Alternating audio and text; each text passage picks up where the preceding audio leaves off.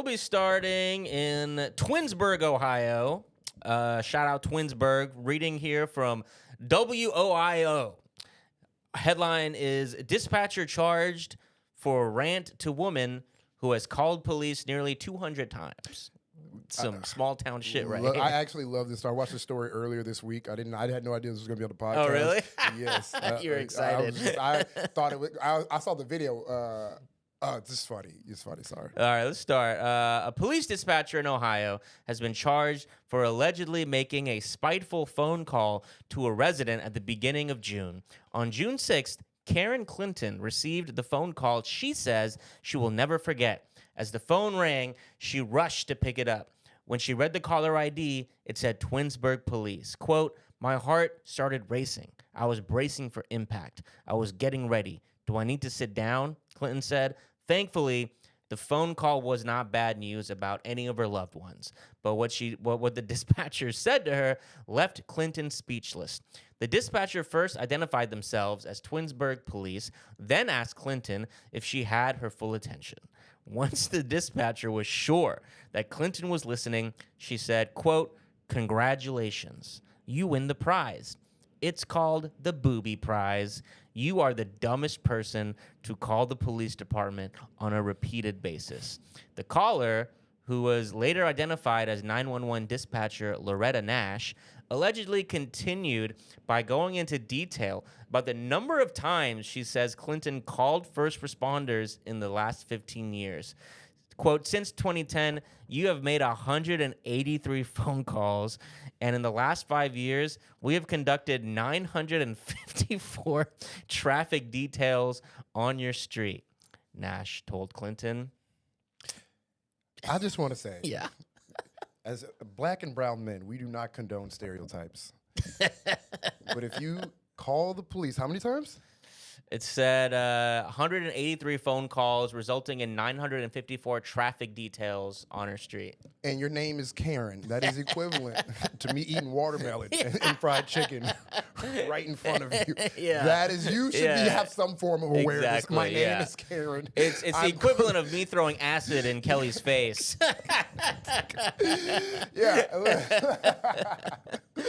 Yeah, you can't. I mean, it makes me upset for white women. I'm like, look, not all Karens are really like this. I mean, come on. We've all known a Karen in our days that wasn't calling the cops 183 times. She's doing a disservice. Well, you're just like, oh yeah, that's our people. You're like kind of proud. Yeah, that's us. That's our Karens. Love us or hate us, we are who we are. And when you see this lady, she truly is the art. Like truly, this is what the textbook definition of a Karen. Old white lady, just like freaked out by everything. She was freaked out by the phone call. She just got a call. She was like, I didn't know what to do. I was like, and then they were like, bitch, I hate you. the police call. She's like, you win suicide by cop. We'll be there. Yeah. Thanks for your. Which is insane. I mean, this is really a rare example of a story where we truly see both sides. Yes. Because, all right, lady, stop fucking calling the cops so much, you fucking psycho old lady. But also, don't fucking call the old lady to, like, look, if anyone's had a working job where you work with the public, you know that old people will come into your job and annoy you. That's a part of life. I used to work at Cold Stone Creamery in high school. That was one of my first jobs. And you know how annoying it was having these fucking old white people holding up the line, asking all these questions. So you put the Snickers in the ice cream? Yes, lady. This is the whole fucking store. This is what it is. But did I say that? No. Yeah, no. I was polite because it's an elderly person. We need if we're not kind to our elderly, then we don't have any sort of society at all. That's what I say. I hear you. But now that I can't imagine this is the only white lady. Like, this is the only white lady calling in making unnecessary phone calls. Like, there's probably thousands of them, just like just scared white women. You mean just in this town or all over just America? In the town alone. Twinsburg, Ohio. Yeah, Twinsburg, in every city across every hood the same, as Ice Cube would say. I don't believe this is the one white lady in their city calling the cops hundreds of times. She might be the most, but she won the award. But that means there's the probably booby award. The booby award, which means there were contestants. There were other contestants that. But also like the pettiness of this this dispatcher. Her last day. I cannot. People crash out on their last days of work. Yeah. This is reasonable. This isn't. Well, you crash out at your boss. Yeah. You don't crash out on an old lady. And to think like, and it's like, because I can understand snapping on someone when you're like, you've had a rough day, things have piled on. She chose to call this lady. He called her. Yeah, I know. You can't call someone else and you're already yelling at them. That means she talks about this lady in therapy. This lady comes up. Yeah. This lady is Karen. The Karen of it all is so funny. It's just, she's like truly just a scared old white lady. She's like shaking her apartment. It looks like there hasn't been a new thing in it since the 80s. It's Karen it's almost unbelievable. Her name is Karen. It's like this will definitely be relatable, like for the listener. Like doing stand-up comedy, like we hear like so many like comedians do like hack jokes, and it's like every time there's like a white guy and he's talking about he wants to make a racist joke, and he's like, "Oh, it was my friend Jamal. I was hanging out with my friend Jamal." I'm like, "Bro, you do not have a fucking friend named Jamal. Fuck you, dude." Like the amount you would think every fucking white male stand-up comedian has a fucking friend named Jamal, and so it's gotten to the point where like anytime I hear a comedian say they got a friend Jamal, I'm like, I just don't believe it. No, like no Jamals exist in my head anymore. I don't even know a Jamal. I don't even know. I'm like, I don't know. Quincy, you know some Jamals? One Jamal. One Jamal. One Jamal. One Jamal. I know one Jamal in DC. Quincy's one Jamal is the one Jamal all white guys are talking about. That's the one they're all talking about. And they're like, my friend Jamal. But my point is that this is that level of Karen where it's like unbelievable that this lady's name is Karen. It's awesome. Knowing that there's an award for calling the police too many times, it's like, of course it's going to go to Karen. It's like, who's going to win the MVP finals? It's going to be a Curry. It's going to be James or a LeBron or a Curry. You know, it's like one of those names that's always up in the but so let's keep going here. Being a former firefighter and police dispatcher herself, so a little window into the mind and the heart and the soul here. Clinton says she knows how important 911 calls are. She says she would never abuse the 911 line. When she did call first responders, Clinton said it was never on the emergency line, but always on personal numbers. Quote, the call was to humiliate me by implying that I would make frivolous calls to 911, and that is absolutely not true, Clinton said. So her whole argument is like, hey, I'm not annoying anyone. I'm not being weird. I would call their personal numbers. Wait, is that what she was doing? That's what she just said she's doing. So she wasn't even calling a 911 dispatcher. She was calling just straight to their text message, to the inbox. She was just sending kill this nigga here. Yeah. Kill. She was doing that thing where she's like sending like little voice texts like over and over, like the most annoying way to receive information. Oh my God. I'm surprised they didn't kill this lady. Exactly. This is way worse than like I feel like a racist cop would be like, I was gonna go kill this black guy, but I got other business to attend to. I got bigger fish. I got a 12 p.m. I gotta attend to. Just fucking 12 gauge shotguns in his trunk. about to get this character. Fucking zip ties. I'm going off the grid for a while. Yeah, guys, it's time to test the strength of our thin blue line here. Solidarity, right, my brothers? Maybe she just missed the game. She was an old dispatcher. She just was like, damn, you can take the dispatcher out the department, but you can't take the department out of the dispatcher. I don't know. I mean, it's just, to me, it's just like it's a lonely old lady. That's what I think it is. I mean, anytime you have elderly people who are like kind of become like a nuisance to the public, I feel like this happens. A version of this happened. That's where I go. It's like it's an old white lady who's white. And sorry, I'm bringing race into. It's an old white American lady. Their kids hate her, have abandoned her, and now this is what happens. She's let loose on the public because she has no one in her life. Unfortunately, I feel bad for this Karen. Yeah, no, there's no one tying up her phone lines with. She was probably excited she was getting a phone call. No. Until she saw 911. She's like, know. oh my God. And it takes old people to get to the phone so long. She's waiting. She's like, Oh, I'm going to wait. I know she home. No, I'm harassing this bitch. I'll wait. It's like she's supposed to clock out already. Yeah, It's why like you 6 still p.m. here? I'm waiting for her to get to It's the your phone. last day. We just had cake. No. I know I'm off the clock right now.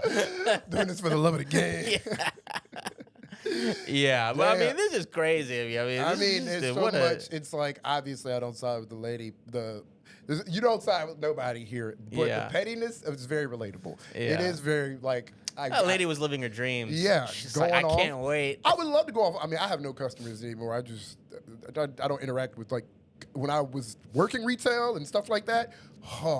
You know what the equivalent would be is for us at this point in our lives would be the comments. So so some of the negative comments, because like most and Yeah, I feel I like would this go is off this. on- I'll speak for both of us, but you could correct me if it's not you. But for me, it's like this slew making like politically charged content, like the slew of negative comments is just constant. Doesn't really affect me. But every now and then you'll get one that's so stupid Yes. that it does kind of, I'm like, I want to say, I want to give the obvious response, but I'm not. But our version of this will be like going, stalking him, finding out where, oh, he lives in New York. Oh, he works over here, and marching up to that guy and be like, actually, you dumb motherfucker. I have fantasy. I was like, the pettiest fantasy you will ever have when you're making content online is just, damn, I wish I had a show where every hater, I confronted them.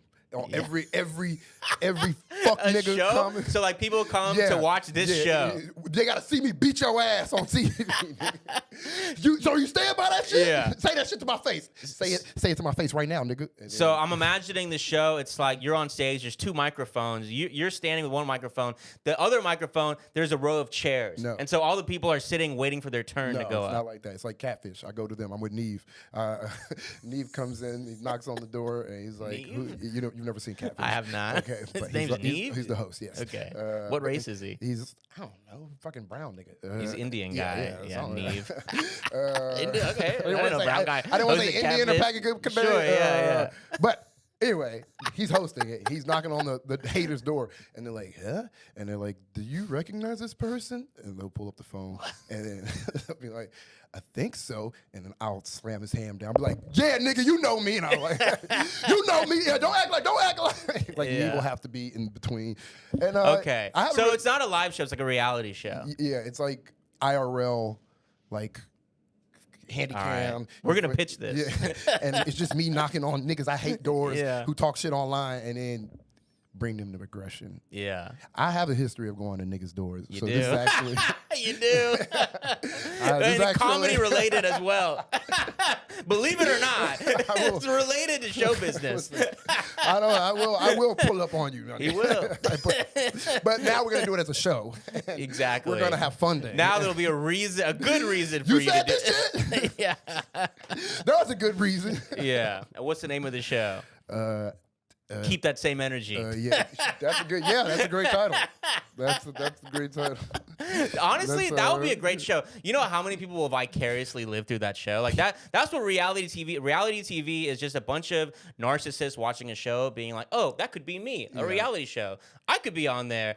But that is ultimate like, should we oh my make a God. fake reality show? Listen, kids are already watching. I went through the content I have to watch with my sister. Yeah. Is just Gideon, a guy you don't know, a YouTuber, chasing pedophiles. That's like his whole thing. That's the new thing. That's yeah. the new. It's funny. It's funny that kids are watching. Kids love insane like Neanderthal like Yeah. literally. I was like, you don't feel stupid watching this Yeah. We're gonna go beat this guy up. He's probably a pedophile. Yeah. So, Trust us. This guy's probably a pedophile. Yeah, literally. This guy's Just confused, mentally getting beat ill. up. He's definitely a pedophile. He's also mentally ill. Yeah. Like deep in the depths of mental illness. Yeah. Definitely a pedophile. No excuse. But this is not how I'm like, this is not the way. We live in caveman society Yeah. where it's like, ooga, ooga, bonk. We bonk caveman. 10 million views. And that's their Chappelle. That's that's Yeah. their- And they're Batman. like And all their in greatest one. hero. They're Yeah. It's comedy, it's heroism, it's right. Yeah. Like that's their fucking like ultimate. It's bullying. Yeah. It has everything. It's their who's their fucking god damn it, why I can't believe his name is escaping me. George Carlin. That's their George Carlin. Yeah. It's Gideon going around, but. Yeah, we should move on. Move on. There's more to this story, but I think we've covered it enough and then some. Long story short, Karen won't stop calling cops throughout her life and gets. And I blame her children. Yeah, It's y'all's truly fault. call your mom. Yeah, bro. call your mom. She is literally. Look at her. Look at what she's doing out here in the world. It's your fault. Just call her. She's so lonely. She's just calling cops on niggas. That is deep.